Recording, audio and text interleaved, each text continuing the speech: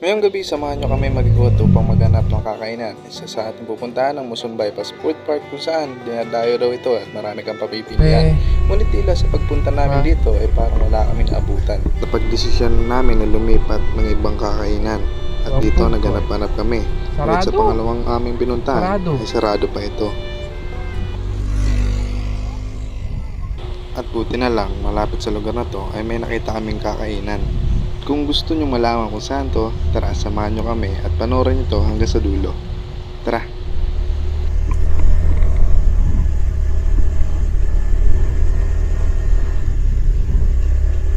Alright, so ngayon pupunta tayo ng Muson Bypass. Dahil nakita ko sa Facebook maraming food cart. So tambayan siya ngayon. So tatlo kami. Ang problema, wala tayong cellphone holder. Hindi tayo mga pag-waste. Kasi meron tayong bagong side mirror. Ang problema, maiksi kasi yung nuts. Kaya hindi rin maabot yung ating cellphone holder kapag nilagay. Yun lang, malikabok. Adoy Paldo. So magmula dun sa lugar natin, makakaliwa tayo rito.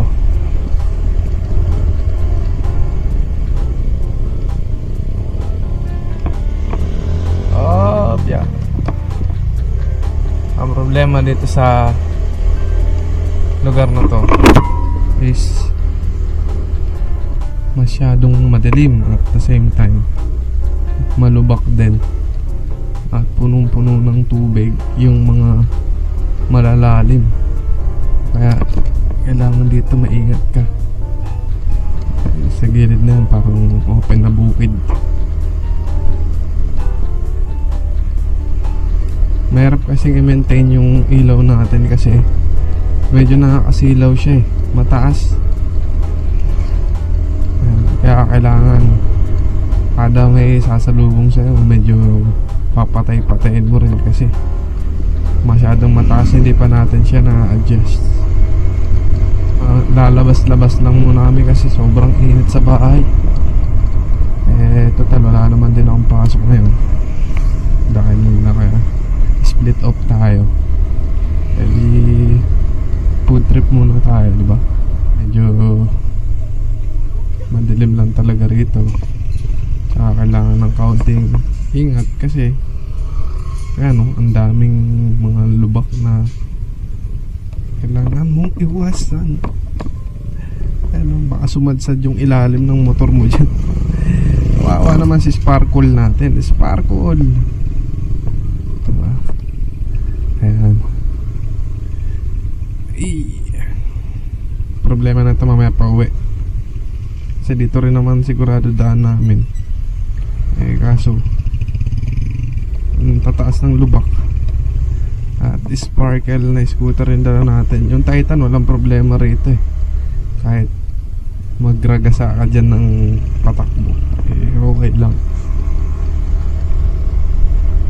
So yun, diretso lang tayo. Wala akong cellphone holder eh. Kaya diretso muna tayo. Tapos pag medyo malapit na, balikan ko na lang kayo. Lumabas tayo sa Sarmiento Homes, tapos maliwa tayo and matapos ang malagim na kalbaryo sa mga lubak-lubak. As usual, pag Muson, as always, traffic yan.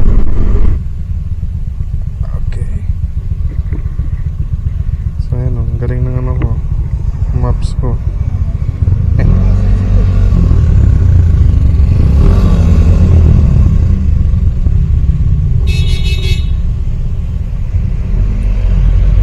Ay, yun nyari. Traffic here, traffic there, traffic everywhere.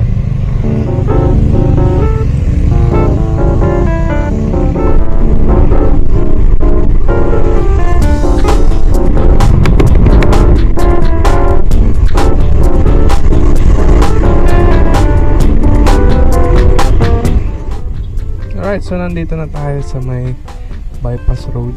Sinasabi. At tara. Pasok tayo rito. Dito daw yung maraming food eh. So dire-diretso lang tayo. Check natin. Pero baka feeling ko dun banda yung ano, yung food court. Yun lang. Medyo may amoy lang dito. Ewan ko kung anong meron dito sa may side na to. Parang babuyan eh, no? Baho. Meron dito. Nagpapalipad ng drone. Mga kape, rice, ano ba? Kape, show me rice.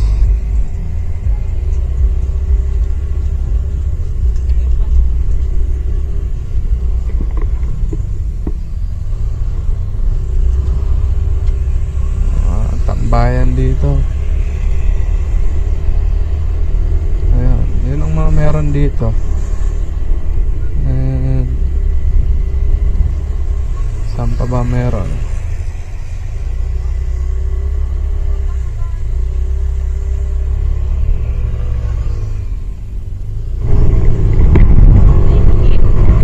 Alright, so pass tayo rito sa Muson Bypass. At hindi maganda. Kumbaga, kaunti lang. Punta tayo sa iba. Doon sa food park na lang ng Santa Maria. So, tara. Alright. So, nagkaligaw-ligaw na kami. Kasi pupunta tayo ng Patag. Ang iniisip ko nga kung magbubukaw food court or Patag food court. But, sabi, Patag na lang daw. Ayaw nila magbukaw Sa Bukawi kasi marami kang pamimiliin. Na, medyo lumalakas-lakas na. Para hindi pa basa yung camera mo. Gara ng paghahanap ng food trip. Grabe kasi yung init maghapon, kaya yung evaporation ay ipon na. Ayun, ang nagiging resulta ulan. So nandito naman tayo ngayon sa Santa Maria Bypass. Diyan naman tayo sisilip. Dahil one way siya, dito tayo. Tapos may nakikita akong ano rito, pasukan.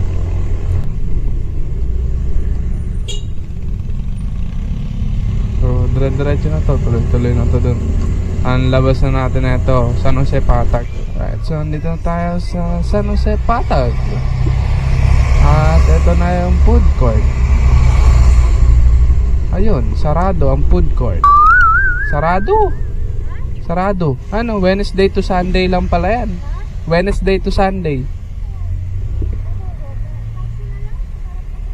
Saan yun?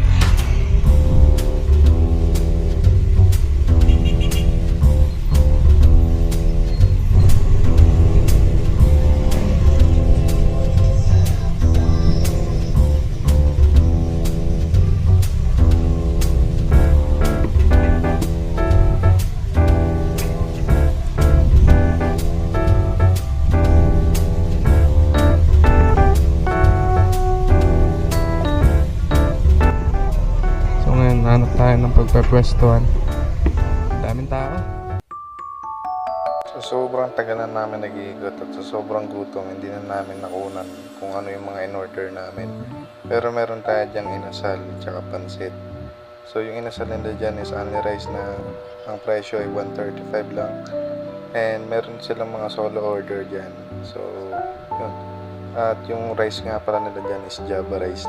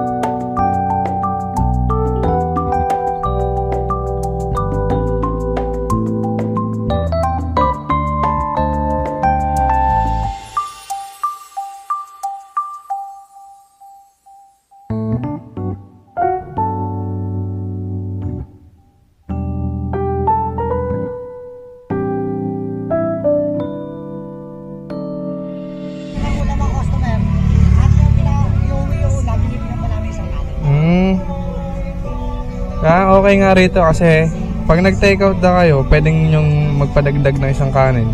Isang take out, 2 kanin bibigay sa inyo. Tapos, pwede ka magpadagdag ng isang kanin. Thank you, salamat! Pwede ka magpadagdag ng isang kanin, so magiging 3 na sila. Ang layo ng inikot namin, doon lang din pala kami Doon lang kami nakapadpad.